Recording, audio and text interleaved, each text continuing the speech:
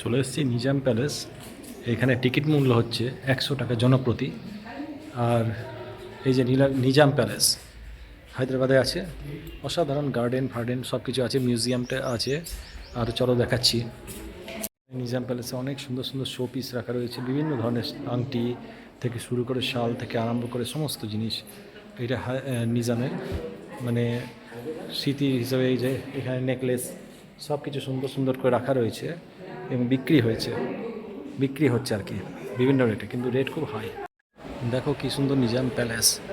প্যালেসের ওপরটা ছাদটা দেখলে বিউটিফুল জায়গা, কত কারুকার্য সুন্দর। এটা সব এই স্টোনের কত সুন্দর নকশা করা, ডিজাইন করা, অপূর্ব সুন্দর। এখানে কত ঝাড়বাতিটা দেখো, অপূর্ব কালারফুল জিনিস। এখানে হচ্ছে সম্রাট সিংহাসনের ওপর বসতেন।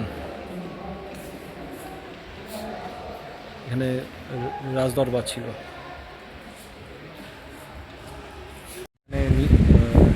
নিজামের আমলে সব নোট, 1 রুপিস থেকে আরম্ভ করে সমস্ত নোটগুলো সব কয়েন। এটা মাঝখানে দেখছো তোমরা গোল্ডেন কয়েন, সোনার মুদ্রা ছিল। আর এগুলো সব সমস্ত নিজামের প্যালেসের। এটা রূপোর তৈরি। এটার নাম হচ্ছে মসজিদ ই ওসমানিয়া।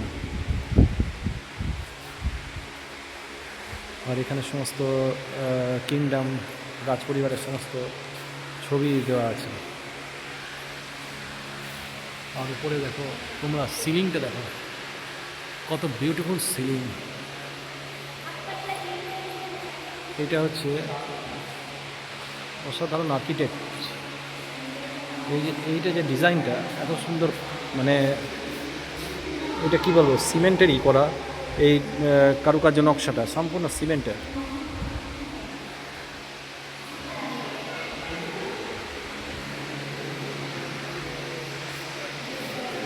সমস্ত কাপ ডিশ সব রাখা রয়েছে এখানে। কি কি জিনিসপত্র ব্যবহার হতো তখন, এখানে সমস্ত রকম সব জিনিসপত্র সুন্দরভাবে রক্ষণাবেক্ষণ করা আছে এখানে গ্যালারির মতো।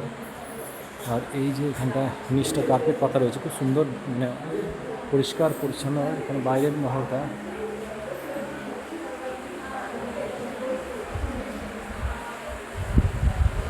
মানে অসাধারণ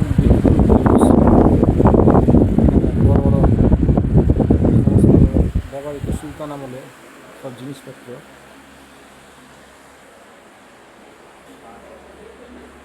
আর এই হলো বিচার ব্যবস্থার ক্ষেত্র। সমস্ত জায়গাটা অসাধারণ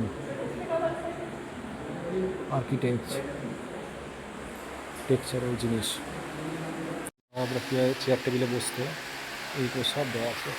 এটা বিরাট বড় মিরার। এখানে সমস্ত রকম আসবাবপত্র, ফার্নিচারগুলো সব খুব সুন্দর রাখা হয়েছে। এটা হচ্ছে কোরআন পাঠের একটা বক্স,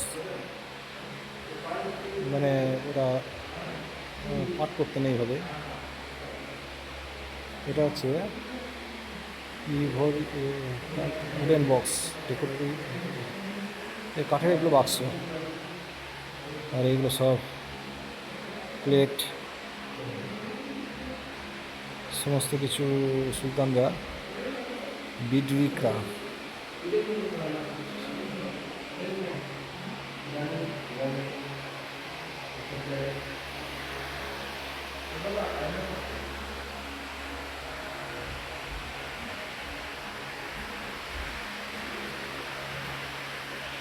সুলতানি আমলের সমস্ত অস্ত্রশস্ত্রগুলো তখনকার দিনে।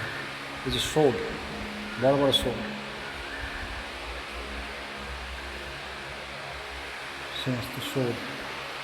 এই যে সোলজারদের একটা ছবি দেওয়া আছে সুন্দরভাবে। তখনকার সোলজার কেমন ছিল, একটা পরিষ্কার ধরনের এরকম পোশাক থাকতো।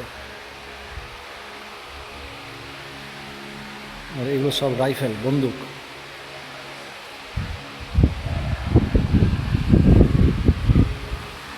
এই যে এরকম কীরকম টাইপের ছুরিগুলো থাকতো কোমরে বেঁধে,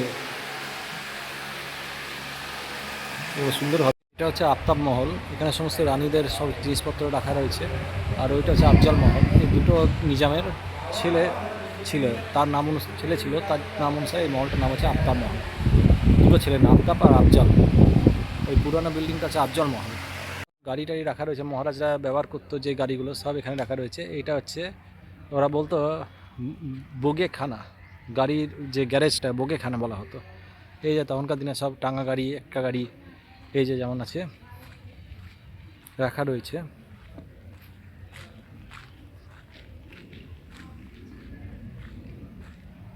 এই যে গাড়িগুলো,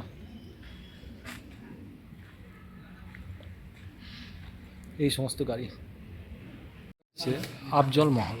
এখানে কত সুন্দর মার্বেল পাথরে এই যে তখনকার দিনে কুস্তি করা হচ্ছে। আর মহলটার ভেতর দেখাচ্ছি, এই যে এখানে খুব সুন্দরভাবে এখানে চেন দিয়ে বাঁধা রয়েছে, যেহেতু গেটে যাওয়ার উপায় নেই। সব তখনকার দিনে মহলের ভেতরটা রাজ পরিবারের সবাই যা যা জিনিস ব্যবহার করতো এগুলো সব কিন্তু মহলটার ভিতরে। আরও অনেক জায়গা আছে, এই যে এই সব। তো এইখানে আমি এখন এলাম নিজাম প্যালেস। তো নিজাম প্যালেসে আসতে গেলে প্রথমে ফার্স্টে কাচ্চিগুড়া রেল স্টেশন থেকে বাস ধরে আসতে হবে আফজলগঞ্জ। আফজলগঞ্জ থেকে পায়ে হেঁটে সোজা রাস্তায় 1 কিলোমিটার মধ্যে চারমিনার, চারমিনার থেকে মানে চারমিনার গেটে পায়ে হাঁটা দূরত্বের মধ্যে 1-1.5 কিলোমিটার মধ্যে আবার এই নিজাম প্যালেস। তোমরা আসতে পারো, নিলে গাড়ি, টোটো, অটো ভাড়া করতে পারো। অটো নিয়ে এলে ঘুরিয়ে ঘুরিয়ে নিয়ে আসবে 3 কিলোমিটারের মধ্যে। আর এখানে টিকিট মূল্য 100 টাকা জনপ্রতি। আর এই যে আমি নিজাম প্যালেসের এই রাস্তাটা অসাধারণ সুন্দর, বাগান, গার্ডেন সব কিছু এক্সপ্লোর করলাম। এবং সমস্ত তখনকার দিনে রাজপ্রাসাদ, অস্ত্রশস্ত্র, গাড়ি, সমস্ত রকম মিউজিয়ামের মতো রাখাও রয়েছে এখানে। নিজামে ব্যবহার করা জিনিস, তার দুজন ছেলে আফজল মহল, আফতাব মহল দুটোই দেখালাম। এখানে এত সুন্দর গাছগুলোকে দেখো, এত সুন্দর করে কাটিং করেছে, মানে দেখে মনে হচ্ছে গম্বুজের মতো। তো এই হয়েছে আজকে নিজাম প্যালেসের সমস্ত খুঁটিনাটি তথ্য। আশা করি তোমাদের সবাইকে আর ভালো লাগবে। ভালো লাগলে জয় ব্লকের প্রত্যেক সদস্যকে শুভেচ্ছা জানিয়ে আমি এখানে আমার বক্তব্য শেষ করছি।